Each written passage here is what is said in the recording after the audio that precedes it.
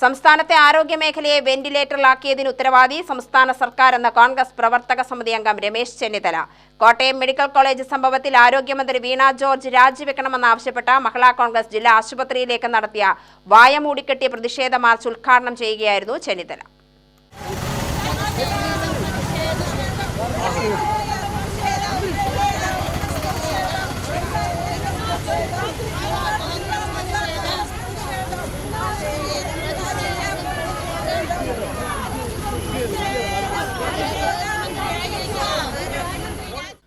കഴിഞ്ഞ 9 വർഷമായി കേരളത്തിലെ ആരോഗ്യരംഗം വെന്റിലേറ്ററിലാണ്.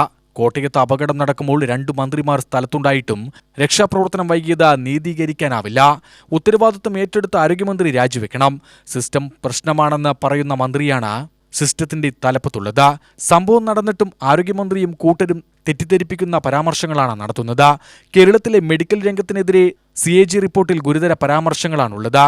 മെഡിക്കൽ പർച്ചേഴ്സിൽ അന്വേഷണം നടത്തിയാൽ വൻ അഴിമതി വെളിച്ചത്ത് വരുമെന്നും രമേശ് ചെന്നിത്തല പറഞ്ഞു. സംസ്ഥാന സർക്കാരിന്റെ ജനവിരുദ്ധതയ്ക്കെതിരെ പ്രക്ഷോഭം തുടരും. മരുന്ന് കൊടുത്താൽ ആളുകൾ മരിക്കില്ലേ? എന്റെ അഭിപ്രായമല്ല, CNAG-യുടെ റിപ്പോർട്ടിലുള്ളതാണ്. അങ്ങനെ എത്ര പേര് മരിച്ചു കാണും?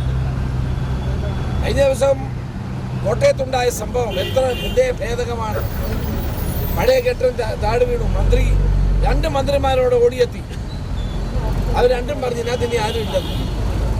അപ്പോഴാണ് ഒരാൾ എൻ്റെ അമ്മയെ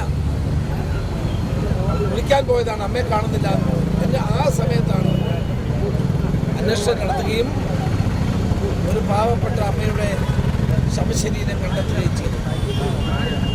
വാസ്തവത്തിൽ ഈ മരണത്തിന് ഉത്തരവാദി സർക്കാരല്ലേ? ഈ മരണത്തിന് ഉത്തരവാദി മന്ത്രിയല്ലേ? 2 മന്ത്രിമാർ വന്ന് പറയാണ് ഇനി ആരും ഇതിനകത്തില്ല, ചർച്ച നടത്തേണ്ട ആവശ്യമില്ല. എന്ത് ക്രൂരമായ നടപടിയായി പോകും. മഹിളാ കോൺഗ്രസ് ജില്ലാ പ്രസിഡന്റ് സിന്ധു രാധാകൃഷ്ണൻ അധ്യക്ഷത വഹിച്ചു. VS Vijayaraghavan, KA Sheeba, Panchali Anupama Prashobh, PV Rajesh, KC Preeth, Savithri Valsan, Mini Babu, Sujatha, Kavitha Manikandan എന്നിവർ സംസാരിച്ചു. UTV news, Palakkad.